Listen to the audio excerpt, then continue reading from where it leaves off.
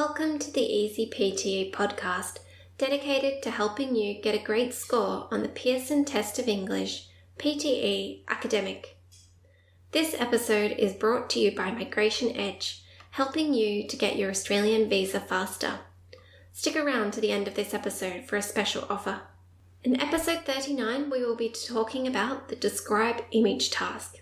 This is a long answer item type that assesses speaking skills and requires you to describe an image from an academic source, such as a graph, map, chart, table, or picture. There are 6 to 7 items in this task, and your time to answer is 40 seconds. The scoring pattern is partial credit. This item type will be testing speaking, oral fluency, pronunciation, and content. Let's discuss some strategies to help you with the Describe Image task. 1. Learn how to interpret a graph and study its various types. Basic knowledge about graphs is enough to make simple interpretations.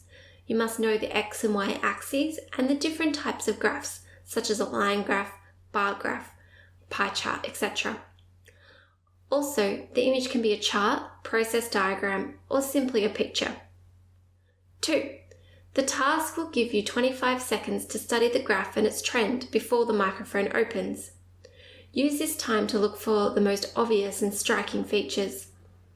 Practice this method so that the graph will not look like a complex puzzle to you. 3. Structure a complete and logical description. An ideal description has an introduction, body, and conclusion. The body must contain at least 2 significant points or features. 4.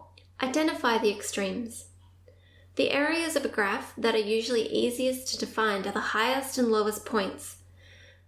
An example description for a demographic graph is, the country with the highest population is, while the country with the lowest population is. 5. Make use of words commonly used to describe a graph. For example, in the introduction, you could say, the graph shows, represents, illustrates, projects, indicates, depicts, reveals. To discuss movement, you could use words such as increased, decreased, has risen, lowered, dropped, has grown. To present features, you can use phrases such as, it is interesting to note, it seems surprising.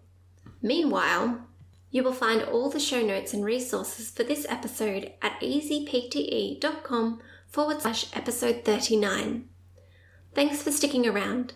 As a way of saying thanks to our listeners, Migration Edge is exclusively offering you a personalised assessment of your Australian visa options.